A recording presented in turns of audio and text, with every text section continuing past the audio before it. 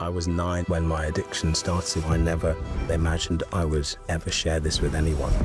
Growing up, I became myself on stage. So the stage saved you. I remember joining secondary school and I said, I'd love to do a solo performance and perform as Victoria Beckham, wearing platform shoes, crop top, bandana. And I was having the time of my life. And your father? He ruled by fear. And so I was terrified of him until the contract came through from the BBC. Finally, I had achieved something that mattered. When you found out that you won Strictly, truly, how did you feel with them?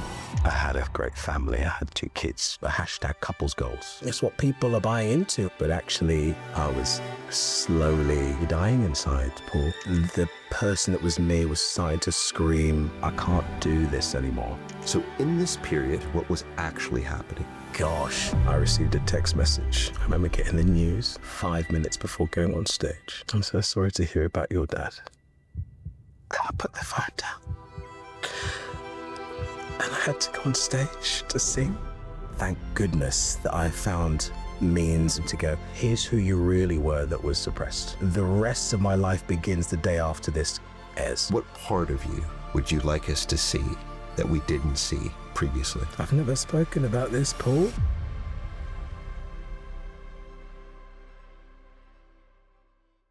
Before we start, a quick warning that my conversation with Ore includes mentions of addiction and suicide, so please watch with care.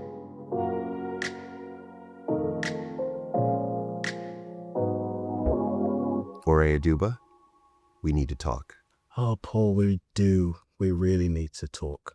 I believe this is going to be, already, I feel like this is going to be incredible conversation. There is a part of me that is terrified.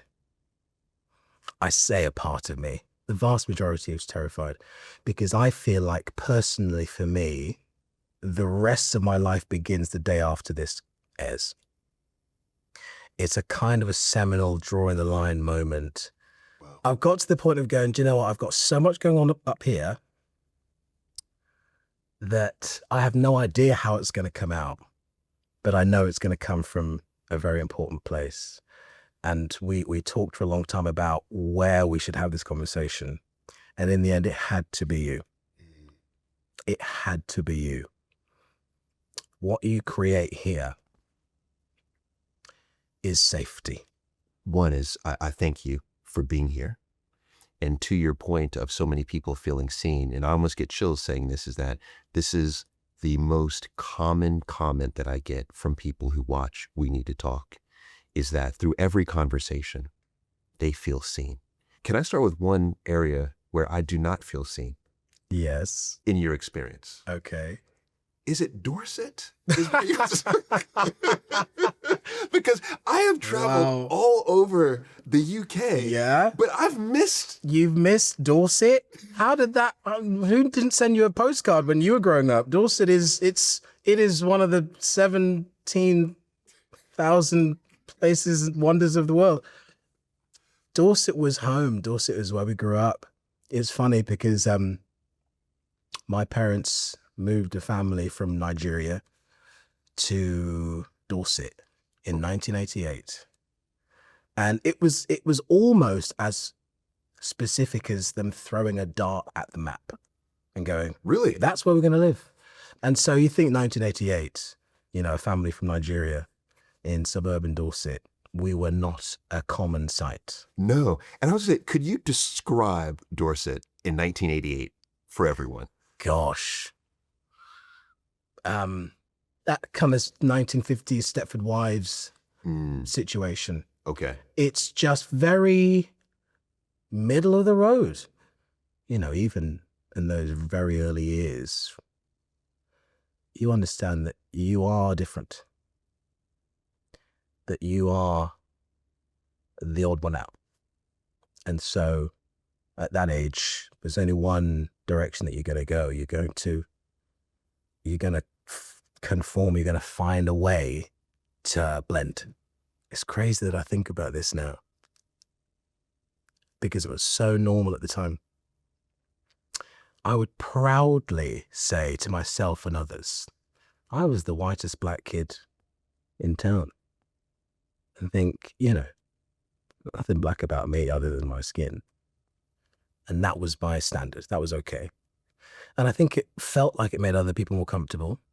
It felt like you didn't need to ask questions. You know, my blackness, my heritage, everything that I knew to be true about that life that stayed at home, that didn't come out in public. In public. In public spaces. So you are a Black Nigerian family living in Dorset, which is predominantly white. Yeah. I would imagine predominantly like 90+%. We knew one other Black family about 5 minutes up the road, and I think my mum met them in the supermarket and went, we're going to be friends. Yes, because I had a similar experience in certain areas where I grew up, where you acknowledged that you knew you were different. So you were trying to minimize the areas that you were different. Yeah. In public. Yeah. So an area that I've never been able to talk about on this podcast that I'd love to see if we can dabble in is, so if you are growing up in a non-Black community and you are intentionally trying to diminish the areas of your Blackness, how do you then develop a Black identity? You can't.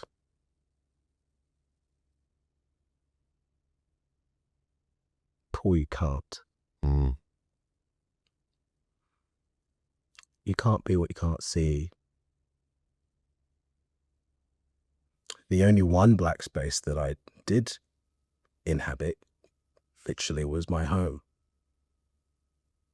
And for a long time, as a person in the public eye, it was safer to say that we had a happy home.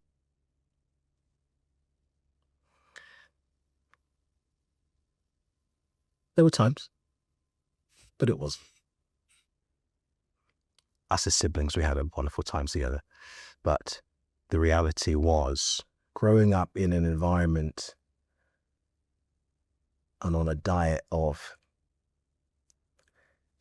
education, obedience, and discipline is not a place where that individual is allowed to thrive. And so if that was my definition of Blackness, well, that was my interpretation of heritage, I knew my parents loved me. Of course I knew that. But that boy growing up wasn't celebrated. That boy growing up wasn't allowed to express, here's the thing. And I know that many families like mine will understand. You're not allowed to be different. You're not allowed to be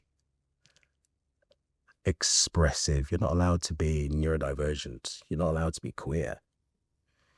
The only things, the thread is making the family proud in a way that we understand.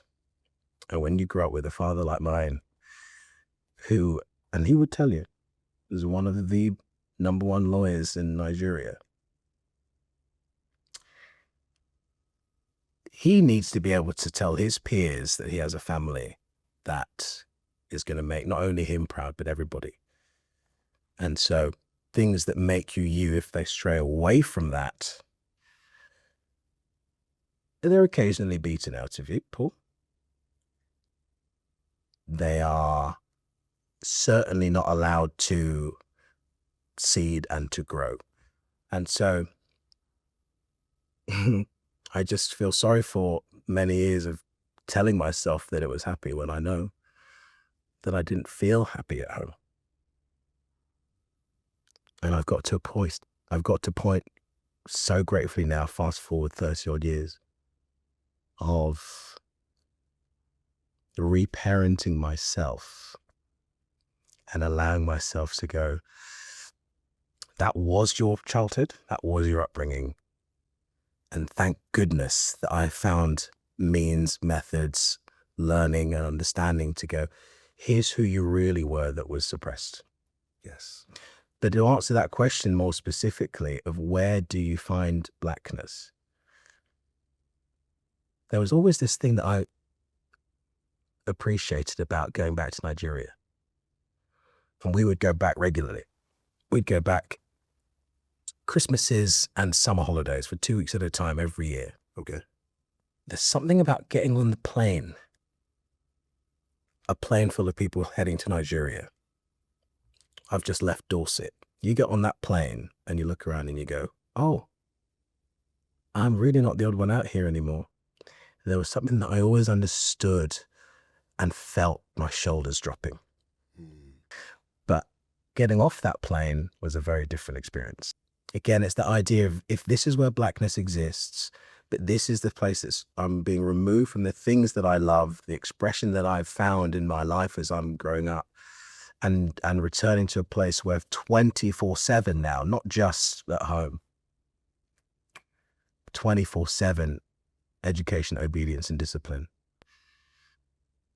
We were conditioned to hate it. Okay.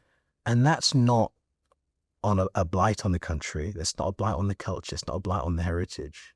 I mean, this kind of dichotomy of freedom in the UK, but then an intensity of discipline and intimidation over in Nigeria for 2 weeks at a time. You can't go, oh, I'm having a great time here. No. Did your father live? Yeah. He lived where? You lived in Nigeria. He lived in Nigeria. Yeah. So how did you feel that dynamic impacted you? So you lived full time with your mother. You had your brother, 2 sisters in Dorset. Yeah. But your father was full-time Nigerian. Yeah. So how does that dynamic impact you and the household? My father died 2 years ago. Almost exactly 2 years ago. He ruled by fear. And so he would come over sporadically back to the UK, but it was mainly on holidays that we saw him. And so whilst usually most kids would have this countdown to the holidays and feeling like, oh, finally I get to do what I want to do. Right. You know, for us, that countdown was anxiety inducing, because you know things were going to change now. And you know, this is generational. This is a man who's only doing what happened to him, and probably in diluted form to what he would have experienced growing up. And so for all of us, you are terrified. Terrified of the consequences of getting it wrong. Yes. And I was a very clumsy kid. I used to, I spent a lot of time in A&E. Did you? Yes. That's what I am a moth to a flame kind of boy. It's funny, Paul, I'd recently got diagnosed with ADHD, and it makes a lot of sense now, but at that age, the idea of climbing something or standing on something, I've got scars, burns all over myself from climbing up to get something on top of a cupboard, and this African bust head on top of it climbing and seeing almost like a scene from Home Alone. This bus just made its way down here and clonked me on the head. Things that were just a kid being a kid would kind of be extinguished. And so naturally, if that is your environment, if you trying to be yourself or trying to navigate your way through your life is punished, there's no way that you can, it's not safe for you to continue unless you manipulate or adapt yourself into a way that is allowed to exist. Where and how or if did you feel loved as a child?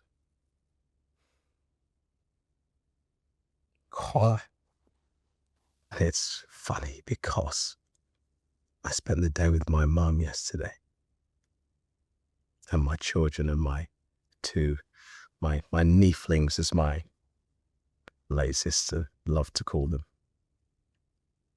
And I have the relationship with my mum now that I always longed for when I was a child. And that's only come after the most devastating 2 years of my life. But I'm so grateful for it, because I think as a kid, like I said at the very beginning, you want to be seen, heard, validated and celebrated for that person that you are. And I've got to say, Paul, and my mum knows this now because we've spoken about those years. I never felt it. The things that I found expression in on stage, on the sports field, those places where you were allowed to grow and take on something and really feel a meaning and a purpose and a collective, a belonging. Yes. That's where I came alive. And those spaces were never celebrated. And I don't think that's a fault to my parents. That's just not what they knew. And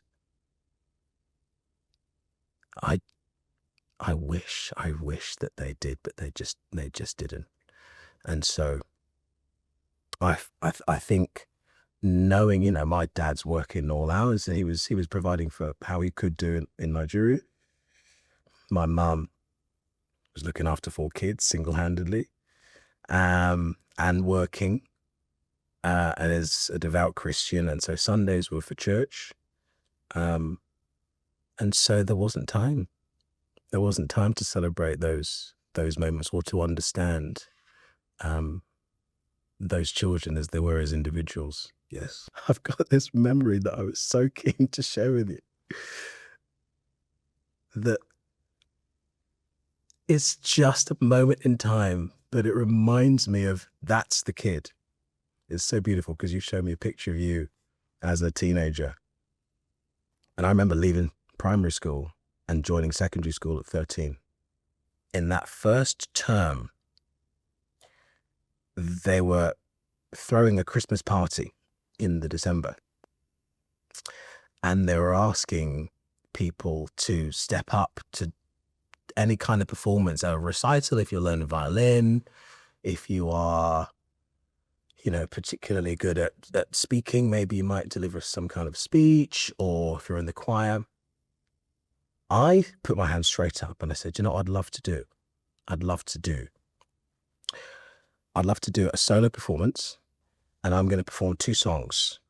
One is Mambo Number 5 by Lou Bega. I'm going to sing that to everybody on my own microphone and a little CD speaker. Yes. The other performance I'm going to give you is Victoria Beckham and Dane Bowers, Out of Your Mind. Okay. It's a huge hit. Not content with just putting on that performance, I had to dress up as Victoria Beckham. Okay. So I asked my younger sister if I could wear some of her clothes. There was a picture taken of me wearing platform shoes, a crop top, bandana, Yes. those kind of wraparound shades, and performing as Victoria Beckham, 14 years old. I met these children 2 months ago, and I was having the time of my life. And that was the kid who was as fully expressive as you could possibly hope to be. Yes. No one has asked me to do that. I've gone, I know exactly the kind of thing that is going to come from in here that I want to express on the world. Yes. That's me down to a T.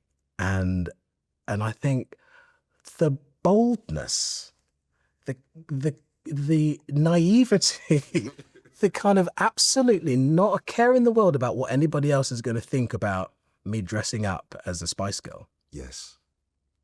But I can do it anyway. And I could only do that in these little pockets, in these little places. I see it. And then we've got to put that back in the box. I So you've got to be the choir boy, the school prefect. We've got to be the person who achieves in the classroom. Yes. I never thought a career on stage was a possibility. You know, I was excelling. I remember being 8 years old and being desperate to be in the school performance, desperate, seeing all of this life and activity and dress up and the whole place just come into life and just being, I want to be part of that. I want to belong to that. I took to university, and I decided what I could possibly do is replicate that person, that character, and put it into television. Interesting. Not understanding that the two things are very different, because on stage you inhabit a role, you inhabit the character, and then you put it away when the curtain comes down.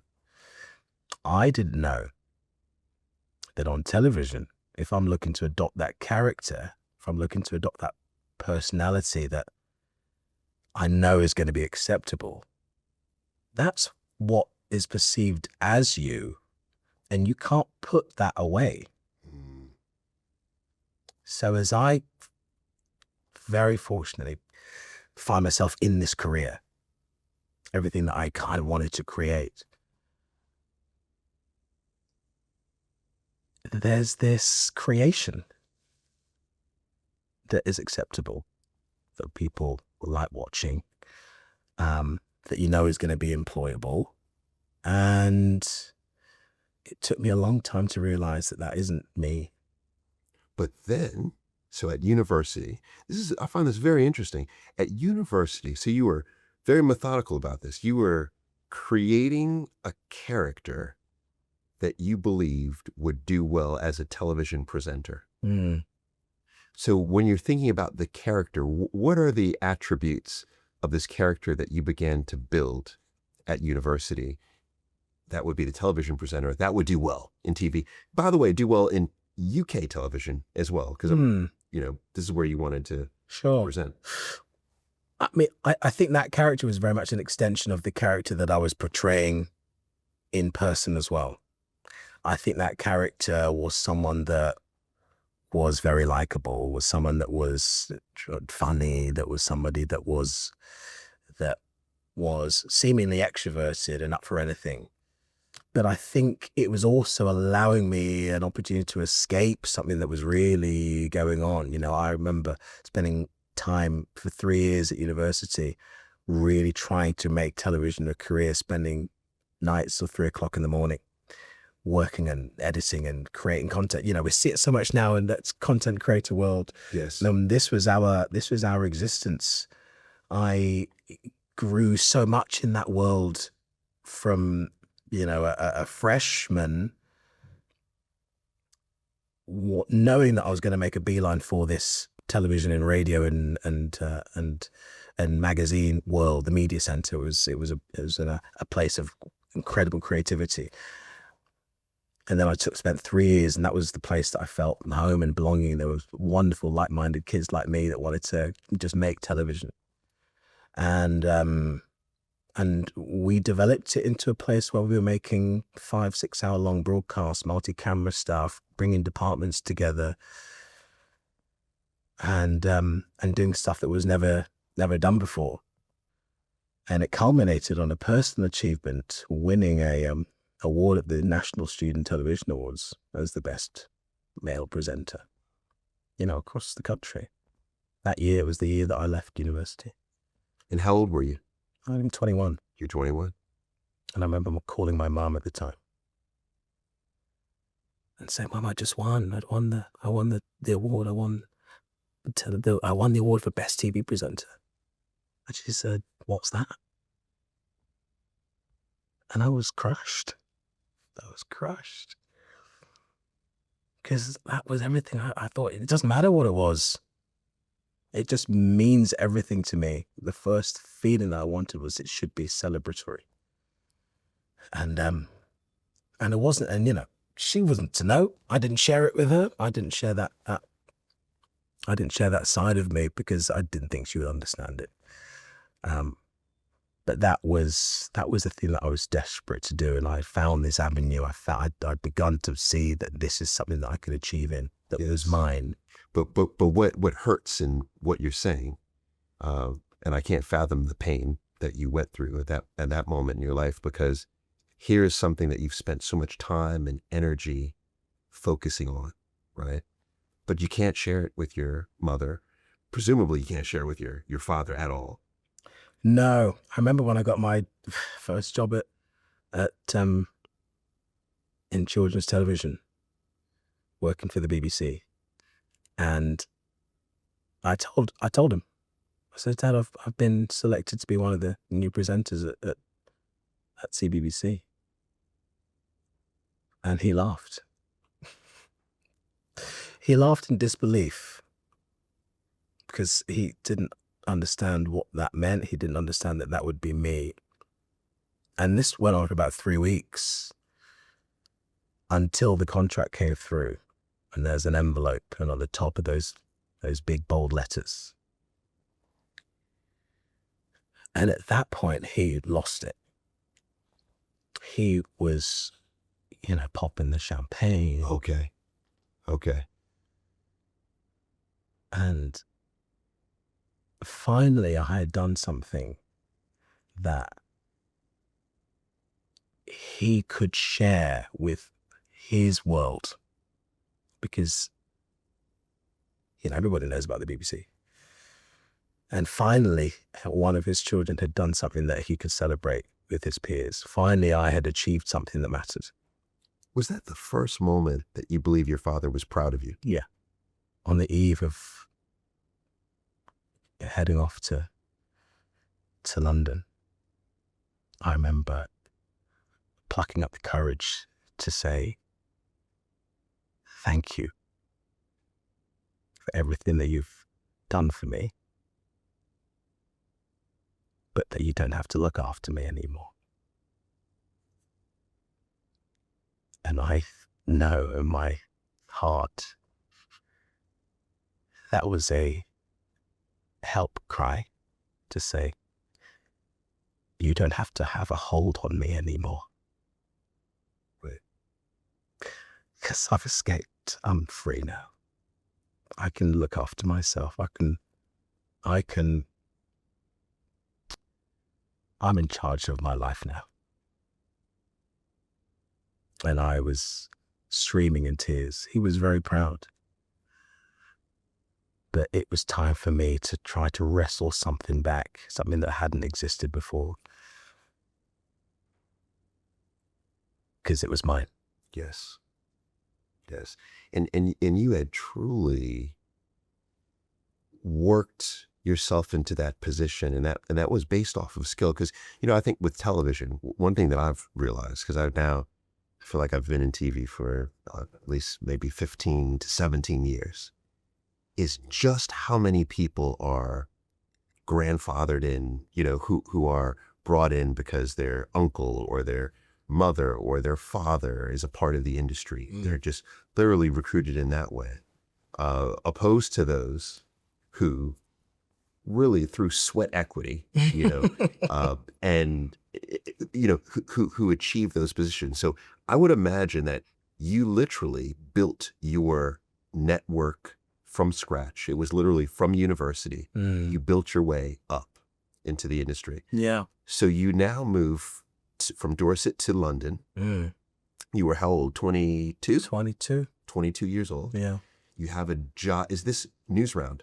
This was Newsround. Okay, this is Newsround. Yeah. A lot of people know Newsround. Yes, they do. Newsround. 50 years and still going. I tell you what, so I wasn't living here, but I went back to look at some footage of you presenting. Oh my gosh. I saw you doing your thing. I liked it. Okay. I liked it. You always had a nice angle. I like how you always had an angle on Newsround. Okay. You didn't stand directly in front of the camera. No, there wasn't. Yeah. You just gave him a A little side eye. little side eye. I like it. But quite honestly, and I'm not just saying this, I saw you presenting from the very beginning. You were very good. You were a very good presenter. Thank you. Very good presenter. Did you feel as if you were good at what you were doing? Did you feel that? I felt like I was always on the path to wanting to achieve something. I always wanted to work really hard. It was a really steep learning curve. And actually, I was told in no uncertain terms that some people thought that I shouldn't be there. Okay. How can we unpack that a little bit? We don't have to name names, but position-wise, I'm curious. How does a conversation like that come up, and what are they referring to specifically? Well, in my case, I think I dropped the ball a couple of times. Okay. I think a student now working in this amazing world of television and just going straight from that to now I'm earning money. And, I wasn't always on the ball. And so that was my lesson to learn. But do you know what was so wonderful about that department? I think this was definitely something that was always a real mainstay of children's television, because kids did often see themselves. And I looked around at my colleagues, and seeing people who became such amazing friends. And I did see color. I did see diversity. I did see people from lots of different backgrounds. And that would feed into the things that we were covering on the program. And that did feed into the messages that we were trying to give to other children. And so it did feel so meaningful. It did feel so purposeful. That I needed to step up. And I'm very grateful that there were a couple of times where I might have lost that job, and I got given second chances. And so, it was up to me to make sure that I really made that count. And I had designs of trying to conquer that place. You talk about building that network. It had been something that I had been cultivating for a really long time as a young person. And I now see this big corporation. Yes. And I want to bring that department into here. I want to work over there. I saw the opportunity. I always saw a way of kind of navigating to try to get somewhere, because again, achievement was always the thing that was celebrated. I saw a way of appeasing what I needed from that. And also that excellence I knew was always going to be something that would filter back to my parents. So I kind of craved it. I became a workaholic. You did. I believe this. Mm. I believe this. How did you navigate this specifically? Because this is the, what is it? We're talking about 2000s? I was a children's presenter from 2008 till 2013. Okay. So in this period, from what I hear specifically from so many guests who've been on We Need to Talk, is that the press was just in everyone's business. I mean, if you were on television, the press was in your business. Where I'm going with this is, did you feel an extra level of pressure to keep, should I say, to stay out of trouble, right? To not be noisy in order to maintain your job? It's a really interesting observation, because yes, 100%. I think that was a part of our training. We knew what the responsibilities were. And I guess for someone like me, who was very disciplined, or certainly knew how to look disciplined, certainly knew how to create that straight down the line persona, that wasn't hard for me to do.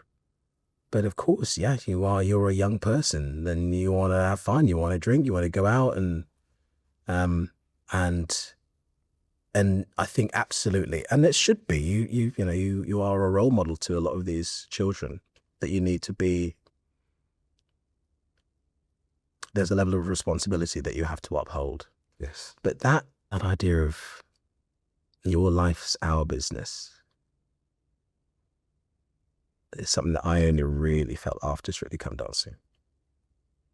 Okay. That's when that became real.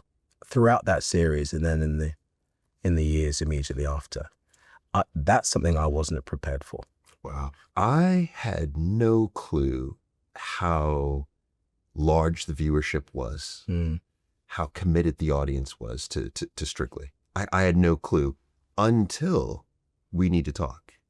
We've had various people who've been on Strictly on We Need to Talk. So I believe that when you were on Strictly, we're talking about over 13 million people watching. I think the peak audience that watched that final was over 13, maybe 14 million people. It's way over 50% of the viewership. And you think that moment is crazy, because that will be 10 years ago next year.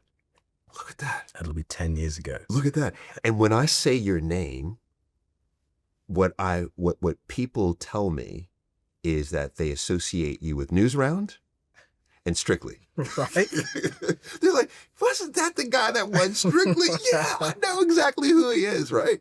So it's one of those where it was this moment in history, from what I understand. You always wanted to be a part of Strictly. Yeah. This was a dream of yours. This was. Which is interesting. Yeah. That was a dream of yours. But now understanding how you came alive on stage, Yeah. it makes sense to me. Yeah. And do you know what was so crazy? Because I had forgotten about that person, that Spice Girls performing kid. And it was only about halfway through that series that a light went off. And I went, oh my God. This is everything that used to bring me to life. And it was visceral. It was visceral because I approached that series going, I really want to put in all of this industry and all of this work that I've ever loved and learned and all of that, you know, trying to excel that I've been taught, along with this show that I've adored, you know. You all know Bruce Forsyth. Yes, absolutely. Anything that Bruce touched turned to gold. It was a huge hit. And from 18 years old, I wasn't bothered about Saturday nights going out and chasing girls. I wanted to watch that show that Bruce was hosting. And when I start working at the BBC, you know, on a Saturday, the whole building comes to life. You know, there's a buzz around. I always compare it to Wonka's factory. There's a buzz around, you know, the chimneys are smoking because there's life in that building now. And the audience is queuing around the corner. And I feel like a kid with my nose pressed up against the window. I want to be in there. I don't know what happens in there, but I'd love to be in there. And everybody wants to be on Strictly. And I remember them giving me a call just to meet. And I thought, they know who I am. They know who I am. I'm nobody. This is wild. I might, in 5 years' time, I might have a chance to be on that show. And I remember going to that meeting and going, I mean, I'm going to tell them how obsessed I am with this show. I've been watching it at this point now for over 10 years. I know every single winner. I remember that dance. I remember that score. I remember that moment when it went wrong on television. It is. You were Strictly. I was a super fan and I did not hide it. And I thought, well, you know, maybe they'll pick up the phone in a couple of years' time. But I think I put my best foot forward and I didn't hide it. And 2 months later, I got the call. And I wasn't ready for what was going to happen. Of course, this wasn't planned, let alone being on the show. We had conversations, but being on the show was one thing. Going through that course for 4 months, like you said, in people's homes, in people's families, the affection and the connection they have to the show, how much it brings people's hearts alive. And I'm having this self-discovery in the middle of it going, oh, okay, hold on. This isn't just the show that I was a fan of. This is the person that had been dimmed for decades that is now starting to say, hello, I'm still here, by the way. And so, you know, that series for me was an awakening because we just didn't want to go home, Paul. We knew we weren't the best pair, but we just weren't. I was dancing with a world champion who had themselves from childhood had been working every second of their day to be at the very, very top. And that for me was like being given the Cristiano Ronaldo of the dance world. You've got the opportunity to get everything you need to be the very best that you can be. But this is Joanne. This is my beautiful Joanne. Yes. So Joanne was a world champion, right? You have to admit, you walked in not too bad. Well, Not too bad. After a couple of tequilas, Paul, everyone's not too bad. Not too bad. Okay, so not too bad. So what I want to know is what made you feel like you and Joanne were the outsiders? I guess I was a nobody, Paul. I was achieving and I was enjoying my career at that point, but you know, we're in a room full of people who've sold out arenas in the music industry, people who have prime time household name status on television, who've come back from the Olympic Games with gold medals.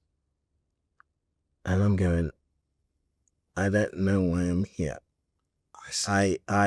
I'm so thrilled that I've been invited to be here. But I think, and I was told this actually, there was a moment in the first couple of weeks where we might have been dumped out. And I think about that and think, I wouldn't be sat here with you had a number of votes gone a different way. And my whole life might have hinged on that. Look at that. Because it was only through winning that show that gave me the confidence to do some crazy stuff.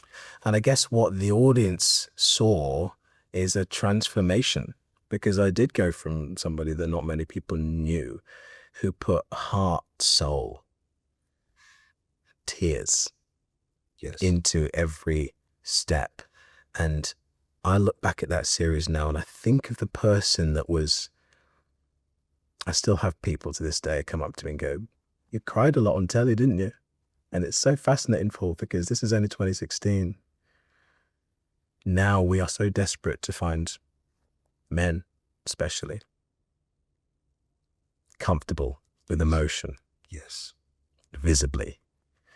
If you rewind, that person who always wanted to be that, always wanted to be validated for expressing themselves in a way that felt authentic to themselves, but never was.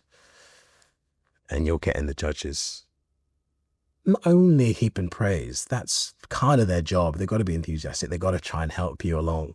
But really seeing that here is someone who is falling in love with this incredible art form, really committing themselves and actually kind of turning into, maybe as far as I know, the person that they were always meant to be, right before their very eyes. Yes. So for me to hear that from the people that I looked up to, having not had it,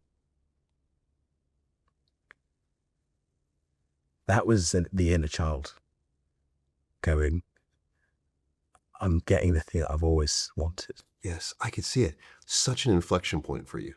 Huge. Yeah. Huge. And again, it wasn't about winning. It really wasn't. I just thought, what an amazing opportunity. What an incredible opportunity to learn, to find out something about yourself. And this was a decade before my therapy journey. What an amazing opportunity to find something about yourself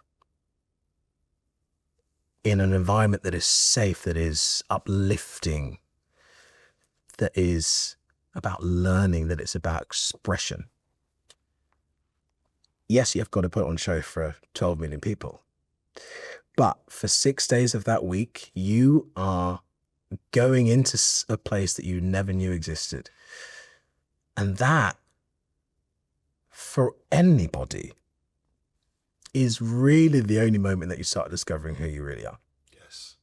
And that was happening right in front of people's eyes. And it was happening for me for the first time in my adult life. When you found out that you won, I saw the clip. But now that you can reflect back upon that moment, truly, how did you feel at that moment? Utter disbelief, because you kind of, if you ever had those moments where you know, and I know you're a very present person, but sometimes things happen to you that something leaves and you're able to have this kind of bird's eye view of what's actually happening. Yes. You leave yourself. That happened. I remember just seeing confetti and all of these amazing people that we'd been on this path and this journey with, and kind of going, I think my life is changing, and I don't know how it looks tomorrow. This is everything that I've ever dreamt of. I have to make it count. And I think had we not won it, I wouldn't have been brave enough to make a pivot. So what was the pivot and why? I remembered the kid that I was. And I remembered that being on stage was somewhere where I came alive. And I thought, I don't know how, but I need to make that matter now. I need to go down that route. And as a winner of Strictly, those doors are open. It's up to you to keep them open. And so I started working. Okay. Okay, what were you doing? I went to the vocal coach. I went to a place called Pineapple Dance Studios. Pineapple Dance? You know it? Oh my gosh, I know Pineapple. That's, is it? Louis Spence. Yeah. There was this place. There was a documentary about Pineapple Dance Studios in the North Seas. A huge historical place of dance in the centre of London. Yes. And bear in mind that I've just won the biggest dance show on the television. And now here you are in dance class. Yeah. Okay. I need to start from the bottom. And it was a really humbling experience, but one I knew I needed to take, of entering a dance class and being the worst one, but having been just told you're the best one. Yes. And I remember going into a theatre jazz class, and there were 80-year-olds and 8-year-olds, mostly women, and going, I'm the worst here. I couldn't keep up. I couldn't dance a step. And it was terrifying. But I was hell-bent on putting myself in a position that allowed me to start from the beginning, to work up to a point of being capable again. Because it's very easy for someone like myself, a Strictly winner, to walk into and get an offer and then to fall flat because you're not capable. Yes. And I knew, as someone who wanted to build a career, that was something that I didn't want to happen. So at that point, your objective was, I'm going to now create a new career for myself. I've looked at this resume of yours on stage, and it is extensive. And I had no idea, how extensive of a stage career you have created. So would you say that this is your passion? This is it? I think this is what I was always supposed to do. There's this wonderful quote that I always love returning back to that says, can you remember who you were before the world told you who you should be? And I finally remembered that person. And for a couple of decades, I was creating a version of the person that I thought I should be. Yes. But this creation of a perfect life, the hashtag couples goals, was what was winning. So you need to perpetuate that. So you felt as if you were perpetuating this facade. Oh, you have to. You got to, in order to stay relevant. You have to. It's what people are buying into, whether it's from a magazine or from a career point of view. As far as I understood, this was something that was the thing that was getting celebrated. So that's what you need to pour into. Okay. But there were cracks. At what period in your life did you feel as if there was the most incongruence? So between the facade and what actually was happening, where was the deepest divide? At what year roughly?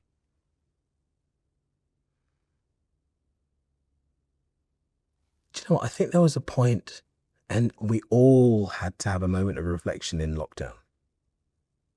We all did. We all did. because everything stopped. Everything was kind of before lockdown and after lockdown. And you had to reflect on what was going on. And that was a point for me.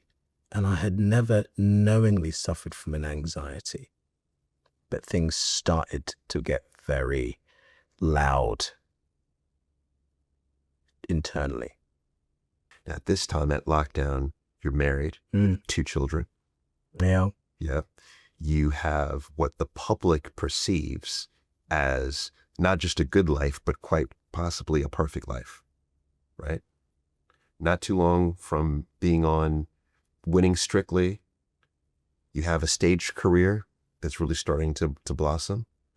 So the public, I can see that there was this feeling, this facade, right? And then there was what was actually happening. So when you look at what was actually happening, what was it? You're talking about this anxiety. Yeah. But what was happening to you in particular?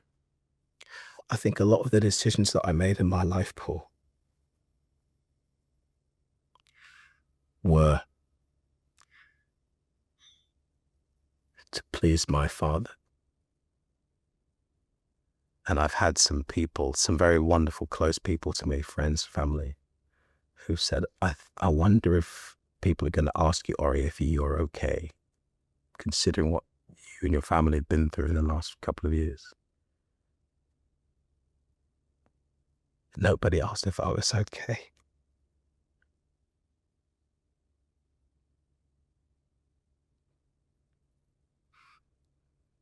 And it all looked great. Did you have anyone that you felt as if you can talk to? Because this is this period where your marriage is breaking apart. But did you have anyone that you could talk to? No. No. So you talked to no one. I talked to no one. I didn't feel capable of it. I didn't feel safe to do it. And I also thought that voice needed to be silenced. I thought that it needed to be quietened down.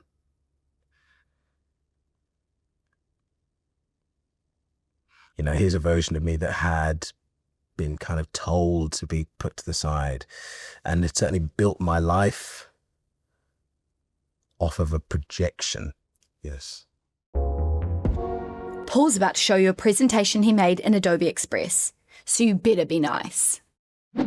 You might not know this, but I am the proud co-owner of the mighty Sutton United Football Club. And this year, I had the honor of designing our away kit. First things first, Sutton Amber, black, the crest, the fonts, locked in with our sponsor, Adobe Express's brand kit. I was presenting to the board, and the story I wanted to tell was that we're modern. We're sleek. Yes, we were founded in 1898, but we're still a club that belongs in 2025. I wanted everyone, from a 10-year-old to a 90-year-old in the stands to say, I want that. All over Sutton United script pattern. Mono crest, amber trim. I obsessed over the collar. Okay, Paul, are you ready? Yes! Yes! Yes! Look at that! Look at that! That is it! That is it! Yes. Got a pitch to make? Adobe Express is the quick, easy, and free app to create anything, like this presentation. All right, if you've made it this far, I know you're loving the conversation. So please do me one small favor, hit that bell icon, join our community. Thank you. What one thing, Ore, that we haven't touched upon yet, but because you've gone back, I'd love to address, is the relationship with your siblings, if we could. Because that's clearly a massive part of who you are and your identity. And as a young boy growing up in a place where you felt like an outsider, I would assume that your siblings, your brother, your 2 sisters, that they were a place of refuge for you. That's such a nice way to put it. That's such a nice way to put it. Yeah. 4 kids, split right down the middle. Mum, dad, 2 boys, 2 girls. 6 of us. But us 4. There's only two of us left. And they were my best friends. You know, there's this idea that obviously all kids have the same parents and so in theory have the same upbringing, but not the same childhood. And we all experience the same thing.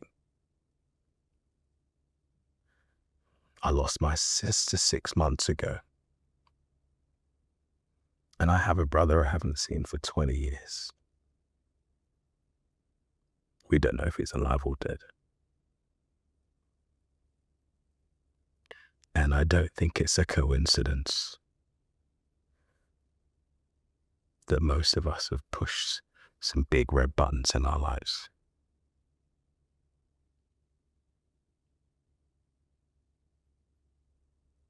Because that refuge that he spoke about, that safety that we felt amongst each other, was the only place that we had. What can you tell us about the childhood in particular with your brother? Because from what I understand, your brother was your best friend when you were a little boy. I've never spoken about this, Paul. I think it's the one thing I haven't confronted. I've done a lot of confronting in the last 2 years. I think when you lose your dad and your sister within 18 months, and go through a divorce in the middle of that, that's going to change your life. It has to. You could go one of two ways. You can fall away,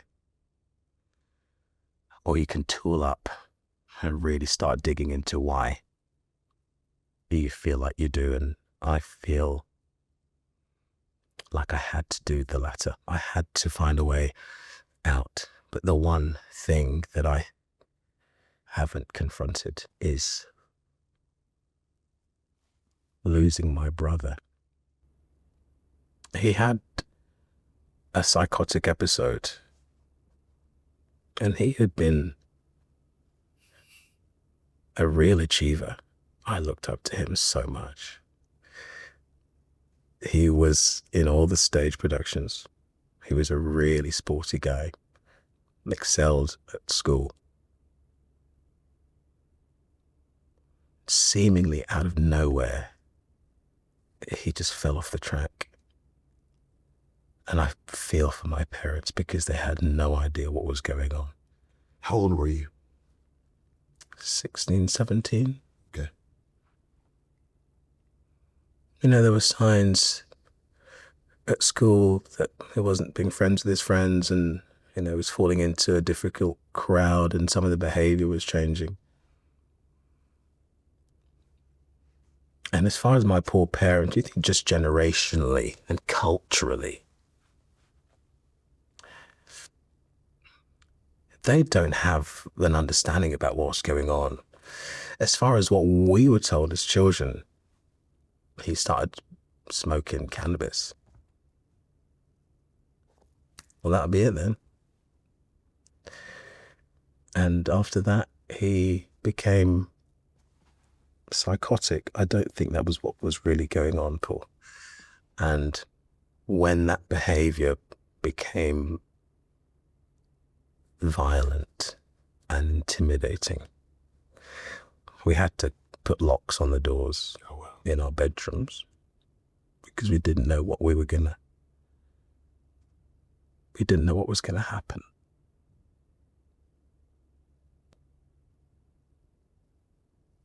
But it was when we were under a threat, when a knife was brought out into the living room, and we were told he wasn't afraid to use it. That's when we had to leave. So me and my younger sister we went to live with our closest friends. I just feel for that boy because he needed help, but was a villain in our eyes and in the eyes of the family, they were going to cause us harm. And so after that, I don't know what happened. But he was removed. And we don't know where he is. So the last time you saw your brother was, how old were you? Do you know what? There was one episode, my dad tried to bring us all together a few years later, and that didn't go very well. Okay. That was the last time, but maybe that one time since 2004. Okay. Once in 20 odd years. So you saw him once, the last time in your teens, and then a few years later, you saw him. I just have to ask, so were there do you know how he was removed? Who removed him? Where did he go? Do you have any of those answers? I was told that he was in Manchester at one point. But other than that, no. Did he leave on his own? So many questions. I mean, it's crazy, Paul, because, my dad died and there was a conversation we had to have as a family. Go, we don't know where he is. He's got a right to know. We don't know how to contact him. And it's funny because I had lived this life in the public eye now for 15 years. Yes. We knew he'd know about me, that if he wanted to. And at one point, it was the thing that I was most fearful of, that I was trying to create this life that would build walls so high that whenever he walked into it, I had the defense that he couldn't ruin this life. The one that I was hell-bent on creating, the one that was going to help me escape from that childhood, and I didn't want him to ruin it because it was everything that I needed to escape. That was my escape. It's funny because if he walked in today, I'd be ready to meet him. Come on, miss.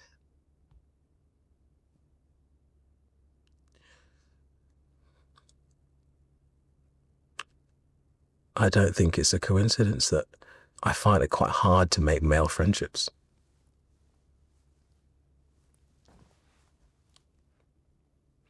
Because the ones that I looked up to left.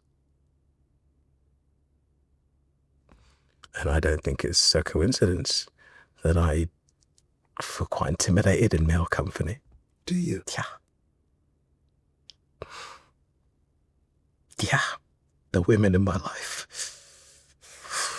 have always been the ones that I have looked to, the ones I felt safest with. The ones that have made me feel most myself, the ones that made me feel safe. That's how it's mad. This is the conflict. These are the things that are going on within you that you need to address. Yes. Because left on their own, they're going to rip you apart. Yes. And they had begun to rip me apart. Yes. And I needed to start looking because, my younger sister and I started to connect in their last few years. When they died, they left a goodbye letter for us before they took their life, and told us all that they'd been living for the last year as non-binary. Okay. So respectfully, as far as I'm concerned, my sister, Lola, is they, them. And that was a discovery for you for the last year. You were not under that impression. My sister had been struggling pretty much their whole life. Oh, wow. Struggling to understand who they were, struggling to fit in, struggling to understand why they had such a conflict with the person that they wanted to be, but the person they felt oppressed as. And this went all the way into their adulthood. And we began to connect again after lockdown, interestingly enough. Okay. And we both spoke about how low we were feeling. I reached a point where I believed that everybody would be better off if I wasn't here. Because I was doing, or I thought I was doing everything I could to be what everybody needed me to be. But it still wasn't enough. I couldn't be anymore. And so I thought in that mind that I must be the problem. And my sister felt, through different means, but felt the same way. So when I think about us having that conversation, and I think about the way they went, and how I found a way out. You know what is striking me is how your sister was fighting against, it's that incongruence again, right? Your sister has an identity of themselves, which is different from how society and others have an expectation of them showing up. Yeah. It feels as if this has been your struggle. This has been your fight. Yeah. Throughout your life. Yeah. So when you think about you freeing yourself and truly living out your identity opposed to what society has been telling you it should be, what is it exactly? I saw this wonderful quote from Lena Waithe recently, who talked about a lot of people see queerness as a sexual orientation, but that actually it's a non-conformity to society's rules. By the way, you're quoting all the greats. Oh, these are exceptional people to quote aren't from. they just? But it's such a learning, because rules to be yourself? What rules? You've only got one life. Yes. And for some people, in my sister's case, they died because they couldn't live that life. Because they couldn't put these conflicts of trying to be who they were and it being squashed and being trodden on and being down, degraded. I remember going to therapy for the first time a few years ago. It's January 2023. I'd started to get anxiety attacks to go along with all of this internal stuff. Yes, it was starting to become external. There were patterns of behavior that looked very generational, that were everything that I did not want to be like. I'm talking about my dad. That I started seeing playing out with me and my own children. I was like, that's always the thing I said I'm never going to do. So I remember speaking to my therapist for the first time and saying, and them asking me, what do you want out of these sessions? And I said, I just want to find peace. I want to know why I feel so torn. And it was, again, no coincidence that much of what we discussed was my childhood and my father. Yes. And so it's only when my dad died that I realized, and I remember going back to, I always said I don't think I'll ever go back to Nigeria until he's gone. That was at 15. That was the last trip we made. At 15? I'm now 37.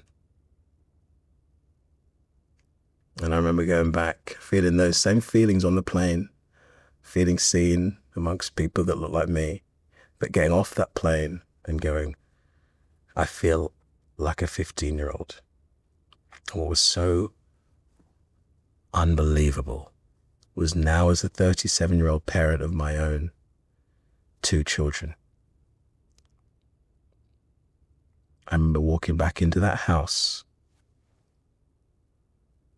where there had been so much pain. And it felt viscerally, Paul, like I was holding the hand of the 15-year-old me, and now with different eyes, and going, you don't have to be afraid anymore. And it was like, well, I felt the lift, because I could walk through those corridors and those rooms of that kid who felt so oppressed. And I could exorcise those demons, finally. Yes. I loved my dad. He did so much for us. But I didn't shed a single tear. It was like I felt free. For the first time. Like he didn't have a hold on me anymore.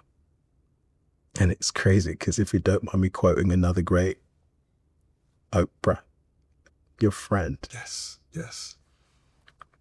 You know, it's very hard for a lot of people who are grieving to think that they won't have those people in their lives materially, in physical form anymore, that they feel rudderless. They feel the sense of loss and being lost. That sometimes you can actually create a better relationship with them when they're gone.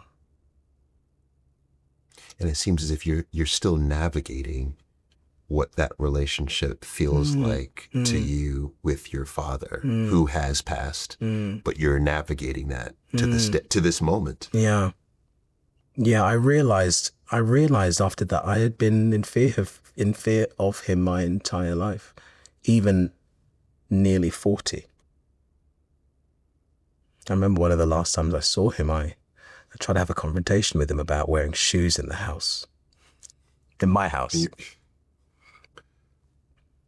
I thought, I'm going to put my foot down. This is my house now.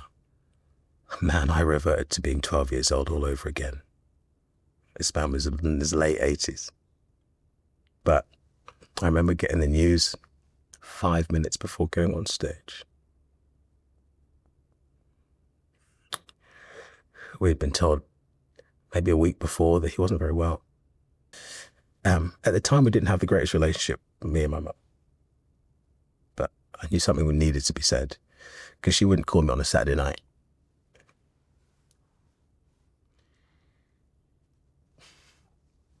And I love my mum, but this is so her. She had some news to share with us, but she couldn't get through to me. So naturally, she's very close to her family as well, so she told some of her sisters that my father had died. Out of love, care, and consideration, I received a text message. Oh, wow. I'm so sorry to hear about your dad. I put the phone down. And I had to go on stage to sing. It's crazy because the character that I was playing was called Happy Man.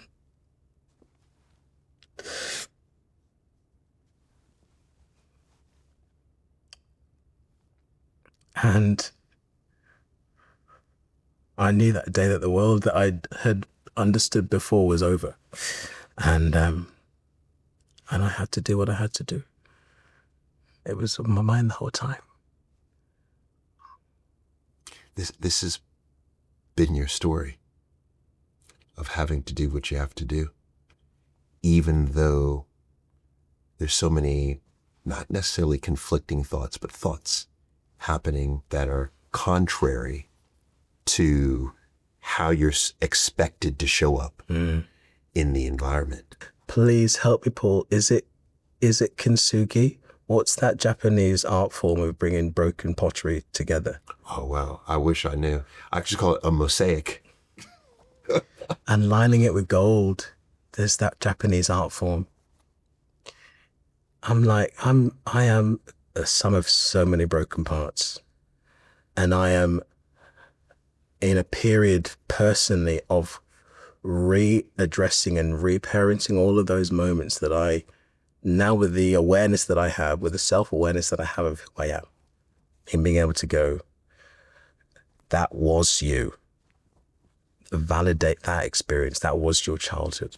Yes. So when you think about the traumatic experiences that you have run away from, we've talked about, obviously, what was happening in the household among your family.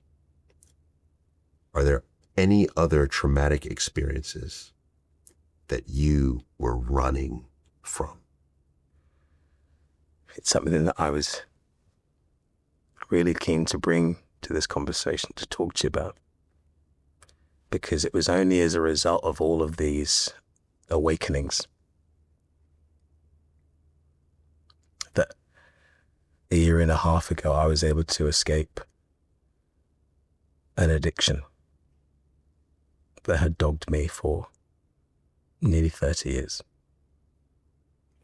So going back to your, less than, what is it, 8, 7, 8, wow, 9, okay. That's when my addiction started, Paul. When I was introduced for the first time to pornography. At 9? Yeah. And I think after everything that's happened,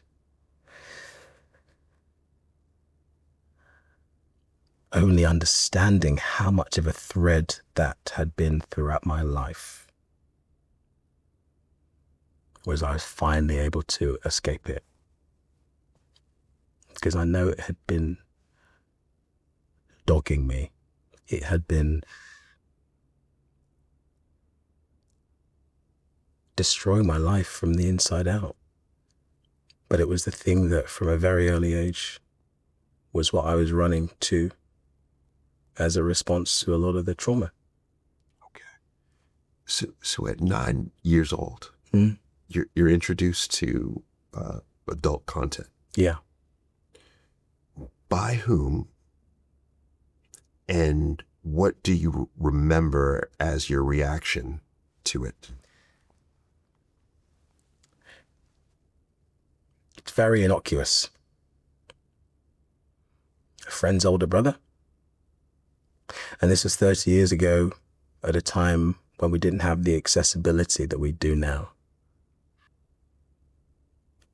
I was just shown some adult images on the computer, and I remember being very intrigued and a feeling of eyes being opened. And whilst I wouldn't say addiction set in immediately, the intrigue started immediately. Yes. And it didn't take long, relatively speaking, for that intrigue to start running my mind over. Because at 9, at that age, you haven't necessarily got full access. You know, this is dial-up at the time. This is the 90s. And wanting to find a way to address that intrigue, wanting to find ways of that awakening, wanting to replicate it or find it, whether it was on television or in magazines. Okay. And so there was a period where there was a point at, I think I was 10 years old, when one of my siblings was reprimanded for smoking at school. That punishment found its way back to my father, who told us, do you know what? He didn't tell us immediately, actually. He waited. until we got back to Nigeria. For him to then deliver his understanding of what had happened. And there was a shame on the family now. And we were told in no uncertain terms that should something like this happen again, we will be removed from the UK. We'll be removed from school. We won't see our friends. And we'll be educated and raised in Nigeria under his rule and under his roof. For a 9-10-year-old, that is life over as you know it. Yes. And so you have a choice. Or certainly the only way you can defend against that is doing absolutely everything that you need to do to be safe, to not let that happen. But I had already started this feeling, these behaviors, and I knew that I can't let that out. That can't be shared because we know what happens. Right. And so I became a master masker. I had to keep it quiet. This is the problem with this form of addiction. That even I could understand at 10. Shameful. It's so shameful. We can't talk about it because there is a perceived nature to it that is everything that we hate, everything that we despise. I was a kid. And while you were a child, the majority of people are introduced to adult content between the ages of 12, 13, 14. So you were in close to the age, but still younger than the average. But what I find so interesting about what you're saying is that at 10, you already felt the shame come over you. Yeah. Whenever I think about addiction, I always think about different pieces that make up an addiction. Shame being one, loss of connection with people as a result of it. Yeah. Compulsion. Yeah. Having the need to do it, right? You almost can't stop yourself. Yeah. Did you feel all three of those? Yeah. You did at 10? Eventually. Okay, eventually. Okay. Eventually, I think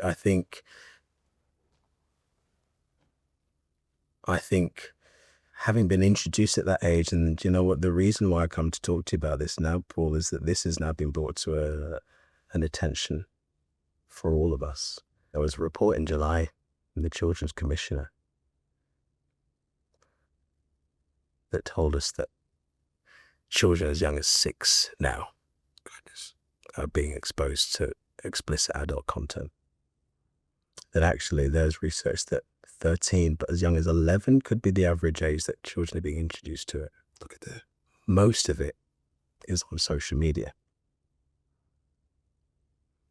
And 60%, this is all in the report, is by accident. And I think of the world that we have now at our fingertips versus the one where, you know, we grew up at a time, we might have been the last generation where there was a little bit of a separation. This stuff was at a top shelf.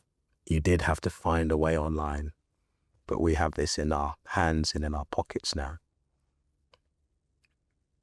And when I escaped the addiction myself,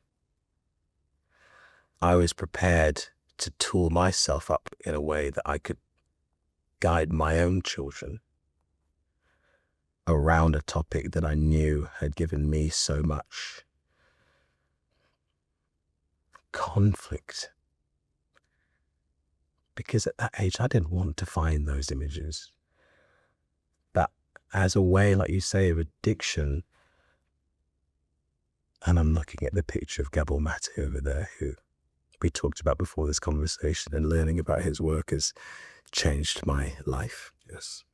And when I understand what he defines as addiction any behavior repeated that gives that temporary relief or pleasure from something that we are escaping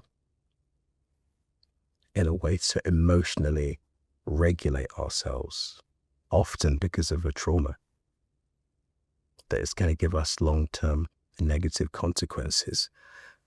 That wasn't something I chose. And it took me 30 years to understand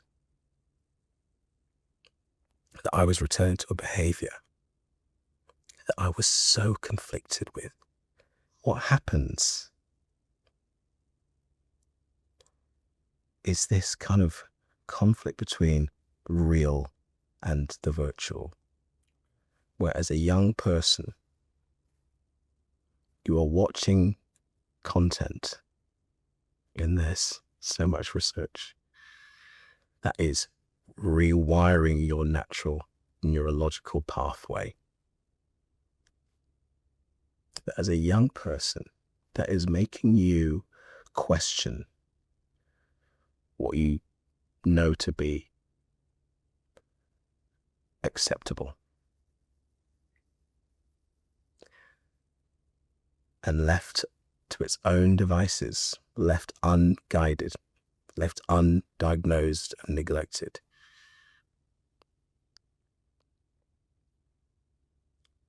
I can talk for myself as a young person, having been exposed to those images at 9 years old, before the age of consent. Yes. 7 years of exposure to this kind of explicit imagery.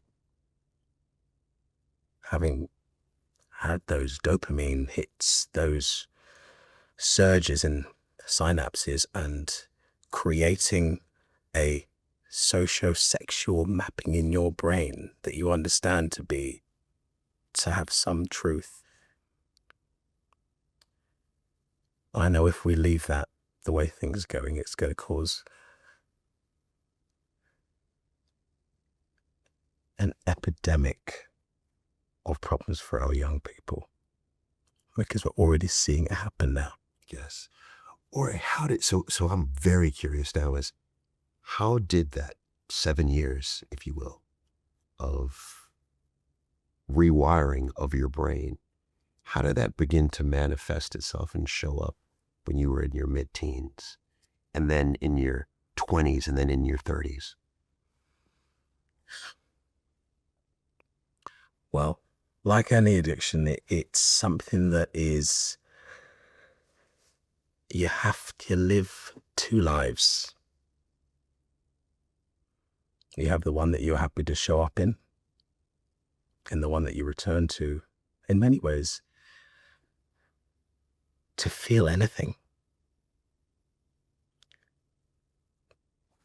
Whether it is sadness, or depression, or loneliness, or rejection, or happiness. It becomes a friend.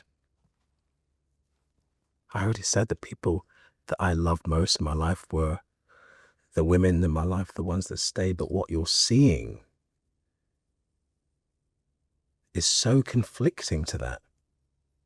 The battle that I was facing didn't become so overwhelming that it took over for what I knew to be true.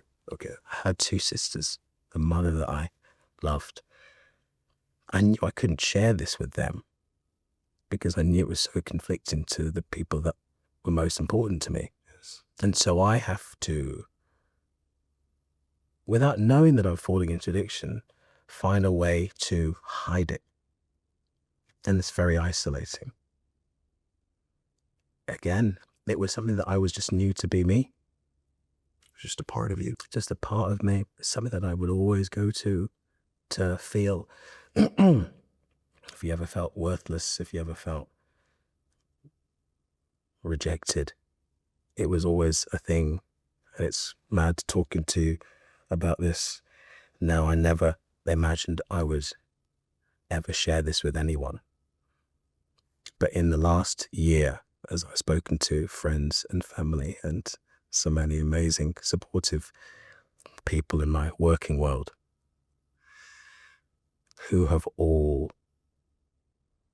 shown so much love and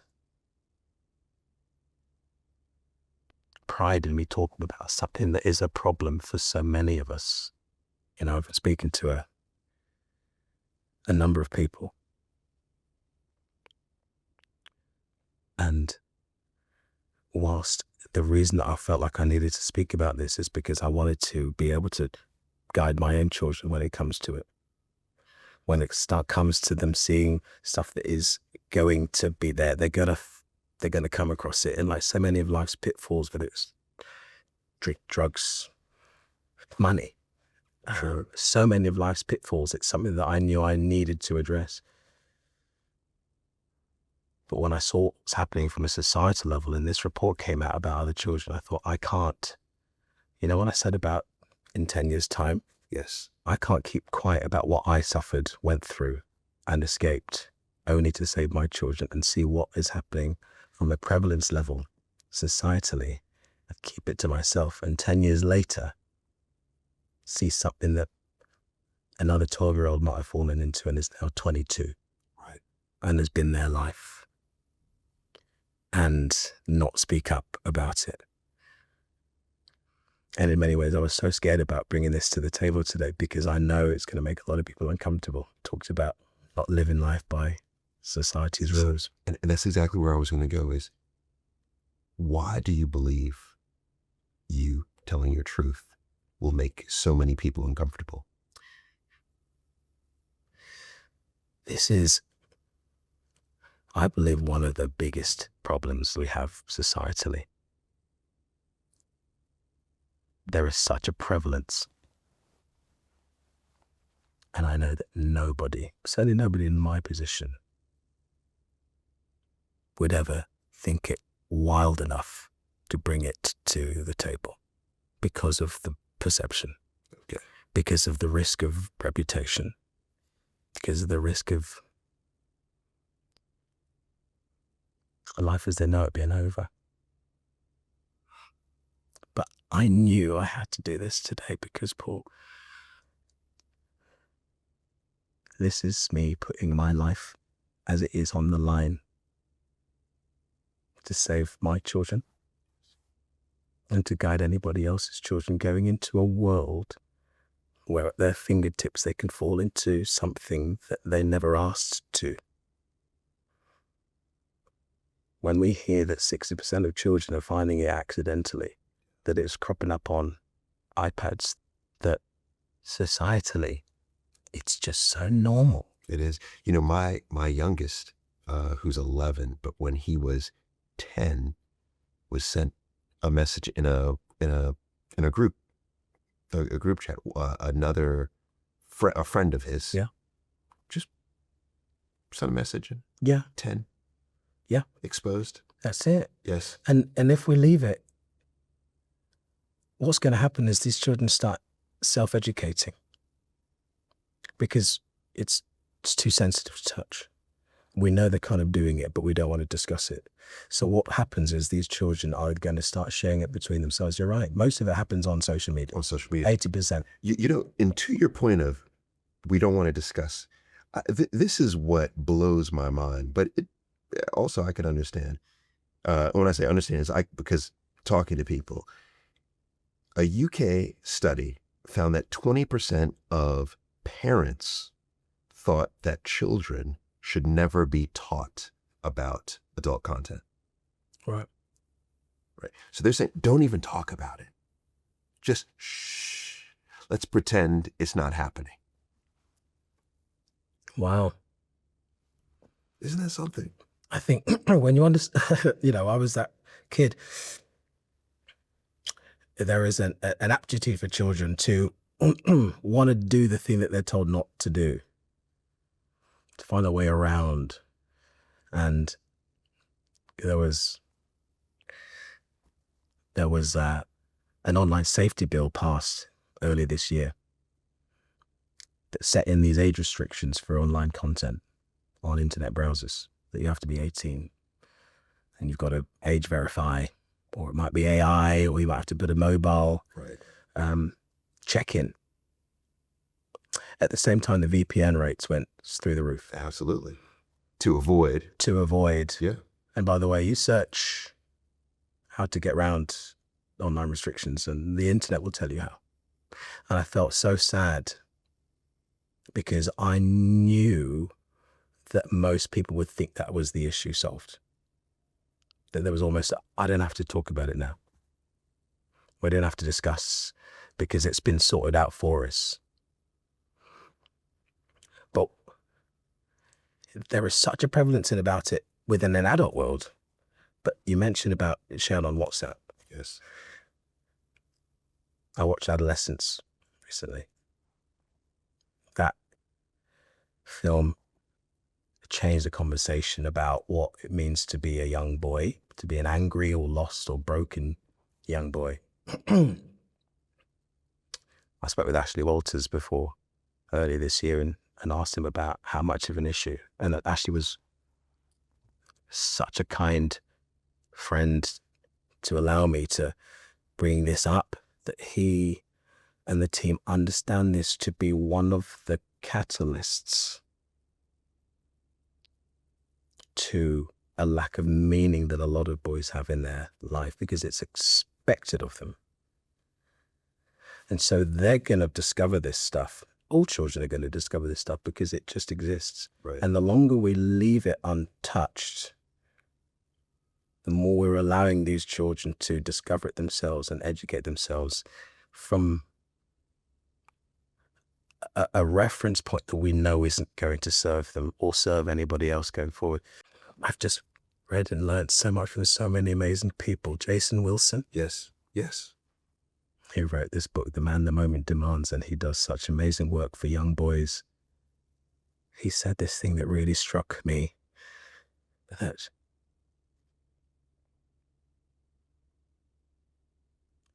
we can't let children just be. It's too dangerous. We can't let them figure it out themselves. Because left to their own devices, you know the book Lord of the Flies? When all the children land on the island. Absolutely. Absolutely. Chaos ensues. Because in that world of unrestricted adult content, Jason says this: what are we prepared to live with? Are we prepared to receive a call that our children have been struggling with something so much that it did something to harm themselves or someone else? Yes. And that's where I wanted to ask you the stakes so that everyone understands fully what we are contending with. So when you even think about your experience, how did this addiction impact you emotionally, but then also your relationships? In many ways, Paul, it was the first relationship I ever had. It was a thread. It was always a thing that I returned to. It was always the thing that I felt. You can't be rejected. You can't be rejected. And as I think about myself as a young person, like I said, I had these places to feel alive. I had my sport and I had my stage, and thank goodness. Because if I didn't, where's the hope? In those moments, I felt hopeless. I felt so worthless. I felt like I was disgusting. I felt like there was a shame that no one could ever know about me, about something that I fell into. And now is a crutch that I'm hanging on throughout my life. And I'm so grateful for my upbringing, for the women who have shaped me, who have brought me up, because I see this conflict left to its own devices. You start seeing that virtual world as your reality. It becomes an adaptation that you see as your own truth as your own personality. And let me tell you this as well, Paul, there is something that I have watched change in this 30 years about this content. The commissioner's report told us that it is normal for this content to be violent. It's normal for children to see violent adult content. Everybody I've spoken to wants that to be different. But what I have watched over 30 years, let alone going from analog and magazines to VHS to DVD to online into smartphones, and I am not the person to want to speak for or against the industry. This is just the experience of what I've watched. Good. There has been a shift in what is acceptable. And it's so important to know that what we might think about these images, it's worse. What is out there? It used to be hidden behind a search engine or something. Now it's there. It's on social media. 45% of it is found on Twitter, by the way. Really? Yeah. Oh my goodness. Okay. There's so much information about how more people watch adult images than Netflix and Amazon combined. This is something so normalized amongst us, but we don't want to deal with. We don't want to talk about the connotations about what it means for us, Right. and what it means for the diet that our children are living through. So what should parents be telling their children? And then for anyone who is an adult struggling with this addiction, what would you suggest to them? For the adult with the addiction, and I think this from that individual, but also societally, that we cannot change the behavior until we admit what's happening. And this has happened in so many other of life's pitfalls, whether it is drink or drugs or food disorders. We brought these things that used to be incredibly taboo to the table, and it's allowed people to understand that there is a problem. Okay. And for that individual, the only way you can start healing is admitting and understanding that there is a problem. And for me, finally, it took me 30 years, 2 deaths and a divorce, to finally go, here's what's happening. It doesn't have to be like that for everybody. And when I started sharing this burden with my friends, the people that I thought my family, before I spoke to you, Paul, my mum, who at 40 was finally able to have the conversation I wanted to have when I was 14. The people that love you will support you. And that there is nothing to be ashamed of. That you're not alone. Yes. That there are so many people going through the same thing. And when my therapist told me that, everything changed. I was finally able to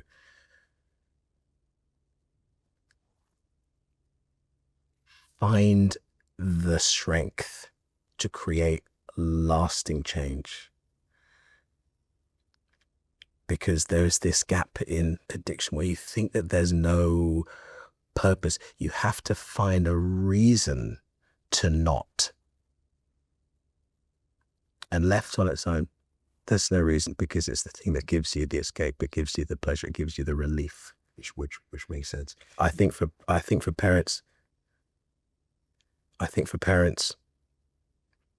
just want to change the conversation around it, Paul.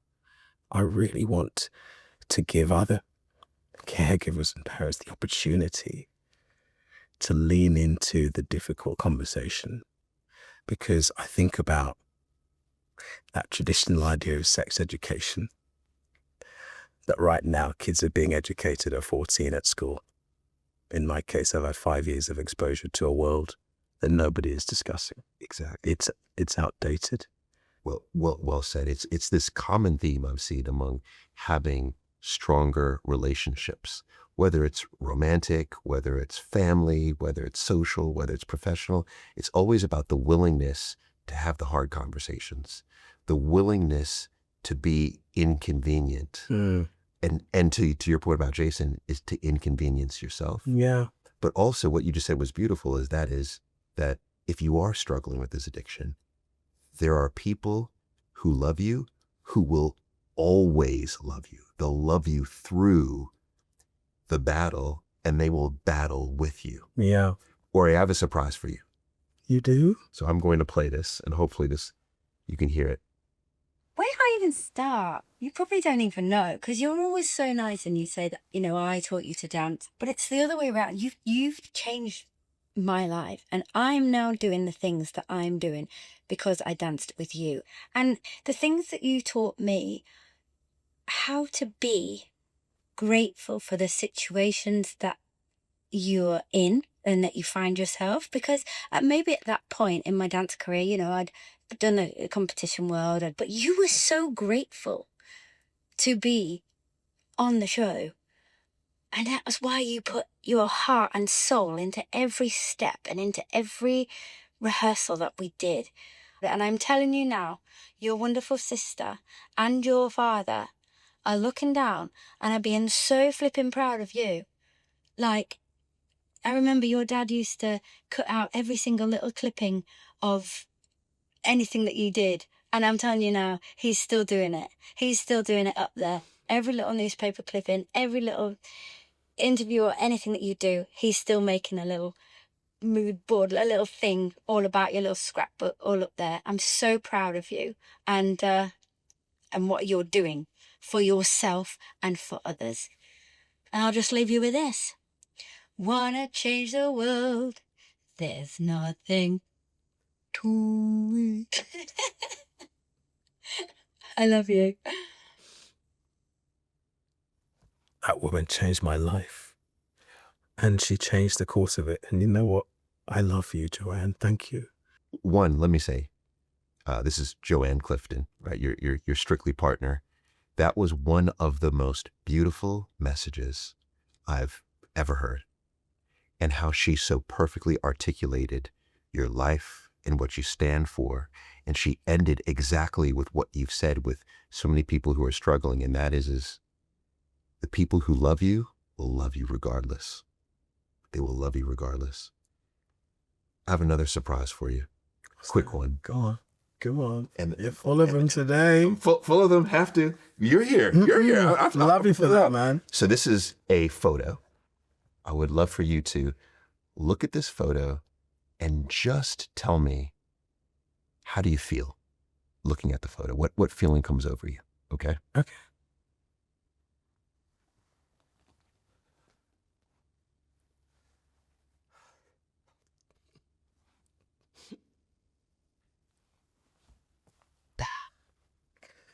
That's my mom. That's your mom. And who's that with your mom? That is 1-year-old me. It's 1-year-old Ore. I was with her yesterday. She is the most incredible, strong, guiding force of nature.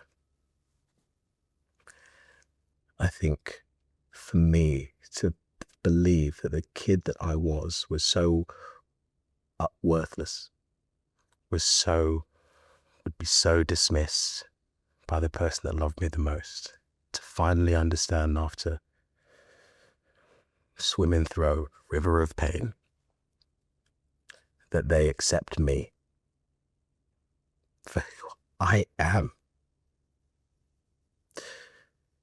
and all my broken bits.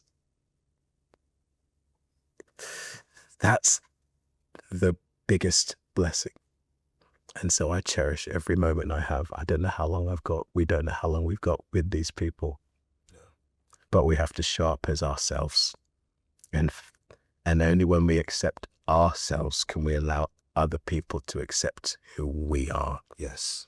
And that's when you start living the best life. Yes. Yes. I can see the unconditional love that you have for your mother. I can see what she means to you. I can see that you have a totally different understanding and perspective of the life that she lived. It's almost like you've extended grace. I mean, Because you had no idea of the circumstances that she was going through. no idea. Yeah. And we've had, we talked about the fact that we will never understand each other's lives. We will never, I cannot understand how this woman lived through what she lived through from what I saw, let alone what happened before it. Right. And it was only because of what we lost that I want to change that. Yes. It's not the person. We can change the behavior. And in changing that behavior and coming to my mom and saying, this is who I am. Yes. I want you to love me as I am. You're my mom. And everything started to change.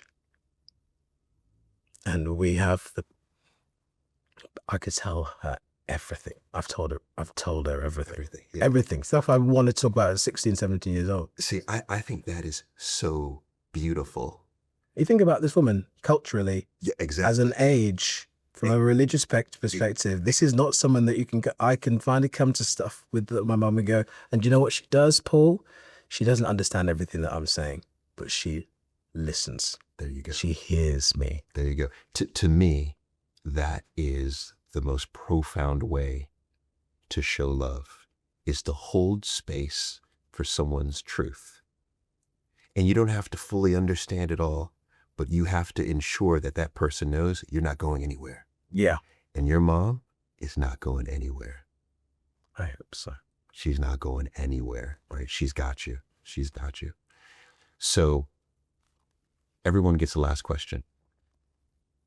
The question is, out of all of the conversations that you've had throughout your life, which one is the most memorable, and who was it with, and what did you learn? I've had so many. I know. I've had so many. But I've got to say, that having the chance to speak to my sister about who they were, about the struggles that they had lived through, but through all of that pain and suffering, that they were able to find so much life in themselves and in other people. And in so many ways, Paul, I wish my sister could meet this guy, because I would not be here if it wasn't for them. And whilst it's too late for that, it's not too late for the rest of us. And I just know that none of this matters, because it could all be over tomorrow. And so what are we going to do? We have to step into ourselves. Your story reminds me of what I believe is perhaps one of the biggest issues that we have as a society. And that is, oftentimes people talk about cognitive dissonance. This whole notion of, we believe that we value a certain thing, believe a certain thing, but we show up differently. There's an incongruence of who we actually are and what we do and how we show up in the world.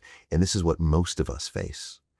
But there was a psychologist, Carl Rogers, who talked about the way to get to the highest level of happiness and wellness. And you know what way that is? You know what path that is? Congruence. Right. Which is knowing exactly what you believe and what you value and showing up in that exact way. Yeah. And what I feel for you, especially in this moment, is now, after this conversation, what you've shared, you are living lockstep in congruence. So let me tell you, life can only get better. I hope so. It can only get better for you because you are fully living in your truth. And that is all any of us can ask for. And so I want to say for me, not only am I incredibly proud of you, not only do I believe what you've just said will change lives, but I believe your sister, Lola, I believe your father watching down on you, I believe that he's proud as well. And I believe they are proud as well. So, and I think you need to take that because what Joanne said about the how he was clipping the articles, I said, no, that man loved his son. Yeah, I know. That man loved his son. I appreciate that, man. Yeah. I appreciate it. Yeah. I am. Thank you. Thank you. Thank you. Here we go. Ore Oduba. Ore Oduba. Ore and his sister Lola both were struggling with living their true self and their truth. And Ore, I think, did a great job of pointing back to their childhood as one of the reasons for that struggle. And he really painted this picture on how he learned very early to mask and become someone who he wasn't, but who would be easily accepted in society. And that duality is something that I believe many of us struggle with. When I think about love, love begins with curiosity and not judgment. And I would hope that everyone views what Ore just said with curiosity and not judgment. And curiosity requires us to look beneath the surface. It's important to understand that addictions are mental health challenges, and categorically, we should look at them this way, which means that no addiction deserves to be prioritized. It's ultimately about what the addiction is doing to you. I can't imagine how you negotiate that. You know, here's the public facing self that you know is a fabrication. And then you have your private self that you are ashamed of. It's no way to live. 30 years. 30 years. It's no way to live your life. And at the very end of our conversation, he did mention how he felt lighter.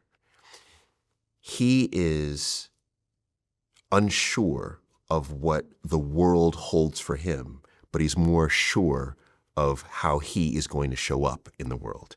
And that's the position that he's been fighting for his entire life. So I'm so proud that he's arrived at this place today.